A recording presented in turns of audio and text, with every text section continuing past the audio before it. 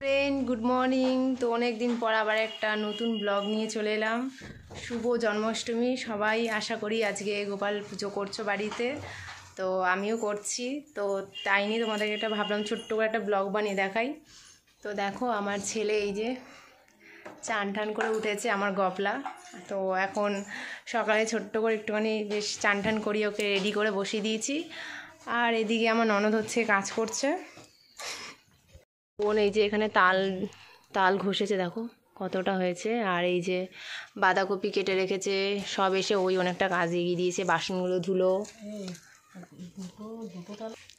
তো দেখো এই যে আমার সব গোপালগুলো বসে আছে, এগুলোকে তো আশা করি আগের ব্লগেও দেখেছো। আর ওই যে আমার গবলা বসে আছে, ছোট্ট গোপাল বসে আছে।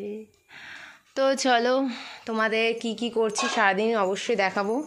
এখনও দেখো কিছু স্টার্ট করিনি, সব এমনি নর্মালি পরিষ্কার করে রেখেছি। ওদিকে বোনের হলে পরে তারপর আমি স্টার্ট করব সব। দেখো এই যে সব মশলাপাতি কাটাকুটি হয়ে গেছে। এখানে 5 রকম ভাজা কেটেছি, এই যে আর কুমড়ো কেটেছি খিচুড়িতে দেব। আর এখানে আছে হচ্ছে কি আলু, এগুলো সব দেব। আর এখানে এই যে তালের বড়ার জন্য সব একটু দিয়ে দে। হ্যাঁ দিয়ে দে, কেন নাড়ু করবো না তো। এটা হচ্ছে মালপোয়া আর এটা হচ্ছে তালের নাড়ু। দেখো এই যে এখানে হচ্ছে চা, এই চাটা আমি খাবো, ঠিক আছে। অনেকেই বলছে উপোস করে নাকি চা খেতে নেই। তো তোমরাই আমাকে কমেন্ট করে জানাও যে অ্যাকচুয়ালি চা খেলে কী হয়। আমি যেটা জানি সেটা আমি তোমাদেরকে শেয়ার করছি। আমি জানি যে খালি পেটে দুধ চা খেলে গ্যাস হয়, তার জন্য সবাই বারণ করে যে দুধ চা খাবে না, র চা খাবে। তো তোমরা কমেন্ট করে জানাও যে চা খেলে কী হয়। আর আমি যতটা জানি একদম উপোস করলে হচ্ছে গিয়ে মুখগুলো একদম না খেয়ে সেটা হচ্ছে গিয়ে রোজা হয়ে যায়, যেটাকে বলা চলে। আর এই যে এদিকে আমার ভাই এসছে, আর এদিকে তো তোমাদের দেখিয়েছি।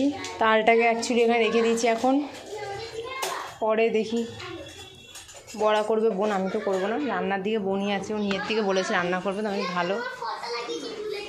এই যে বোন বসে, এটা হচ্ছে লুচির জন্য ময়দা মাখছে। আর এটা হচ্ছে গিয়ে মালপোয়ার জন্য গুলে রাখা হয়েছে। এখনও অ্যাকচুয়ালি আমার মনে হয় এটাতে আরও জল পড়বে, কারণ এটা যেহেতু সুজিটা ফুলবে।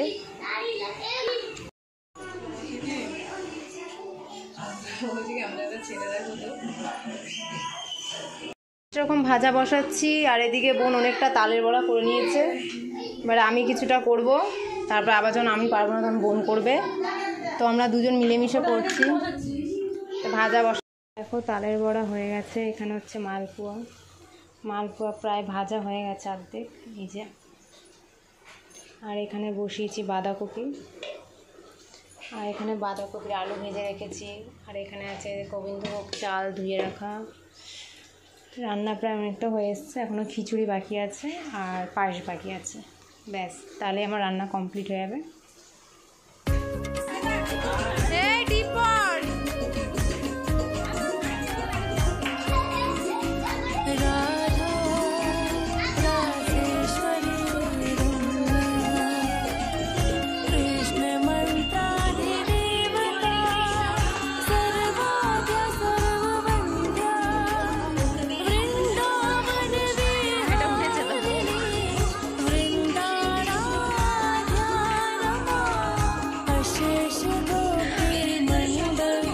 আমার ঝগড়ুটি শাশুড়ি মা, ওই যে বসে আছে।